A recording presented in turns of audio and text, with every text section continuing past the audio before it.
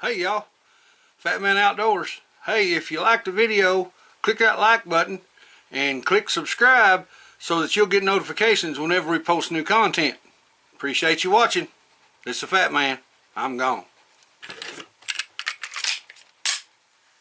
Hey y'all, Fat Man Outdoors. Y'all forgive me for sitting here on Old Greenie while I'm talking to you. Having a little bit of trouble walking today. My crow walker that they made for my foot where I have Charcot it broke, so I had to send it off to get it replaced, and I don't know how long it's going to be before it comes back, probably a month or two anyway. I think they have to send it to New York and they have to make another one just like it, or I don't know.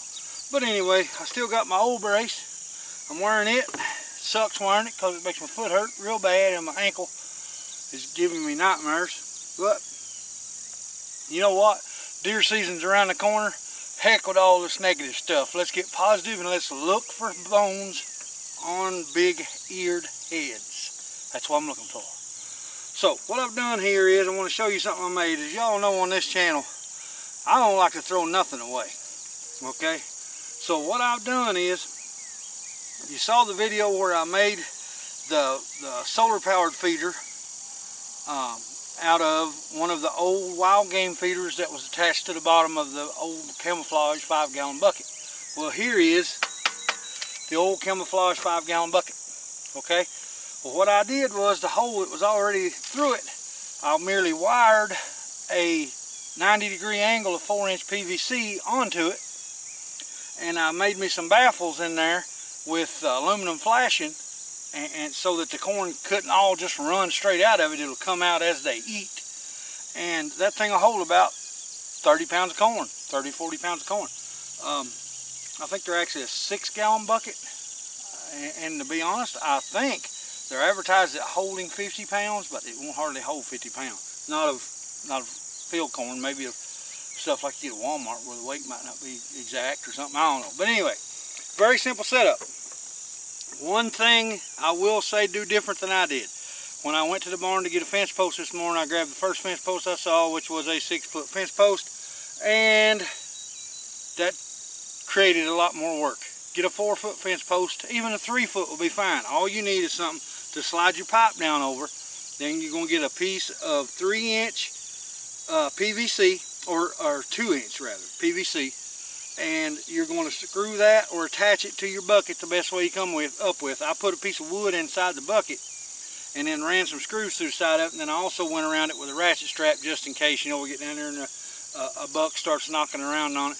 But the cool thing about these, they're raccoon proof. Okay, a raccoon can't jump up straight up, maybe just a couple inches. Okay, well, they can't climb. That PVC is too slick. So they'll mess around with the corn that may get knocked out on the ground, but they will not sit up here and rape your feeder till it's gone. And the way it's set up, the way they have to get the corn out when the deers eat it, they won't knock a lot out. They'll just get a little bit in with their lips at a time. So there won't be a lot of waste. Now what I will do is I'll have to come back down here with a piece of wire. No, I've got some. I'll fix it before I leave. And attach the lid really good, because these lids will blow off in high wind if you don't tie them down. They got those little ears you're supposed to be able to fold down on them, but they don't work too well.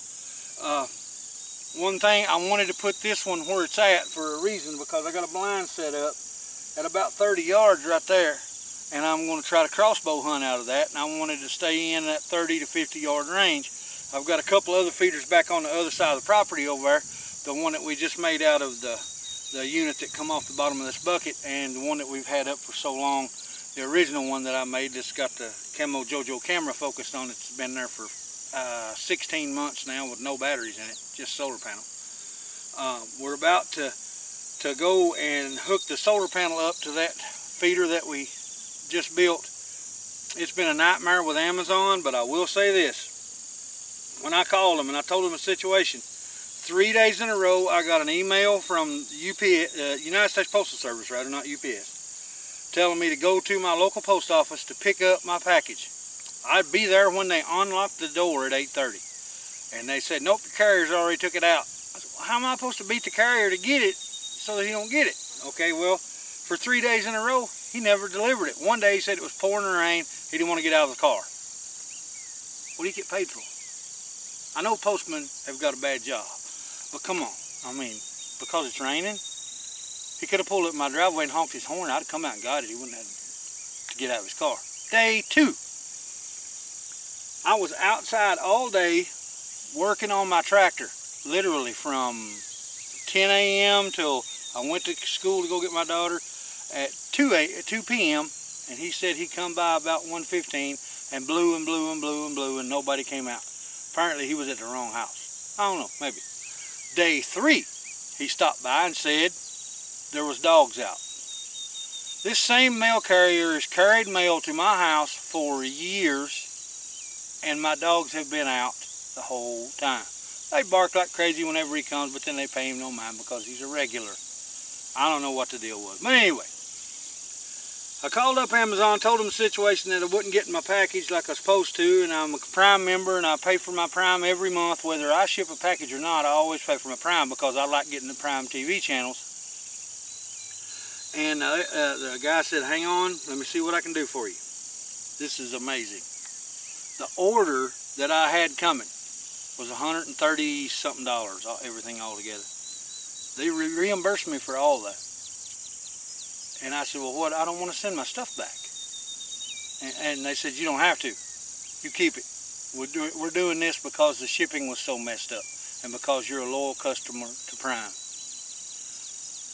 Kudos to y'all, Amazon. That's going above and beyond for customer service. And I appreciate what y'all did. Well, guys, I just wanted to show you this little feeder. It's 100% non-mechanical. It's very, very, very easy to build. Just put you a couple of little half-moon baffles in there and screw them to the inside of it. One at the front right here, making a little lip so they have to rake the corn out, and one about halfway of the neck to keep too much corn from falling down at one time. I rake some out here on the ground so there'd be a pile to start them, so they'll get to eat some and realize, hey, there's corn right there too. That's all you gotta do. Well, guys, this is the Fat Man. I hope you enjoyed this video, and I hope to see you out there somewhere. I'm gone.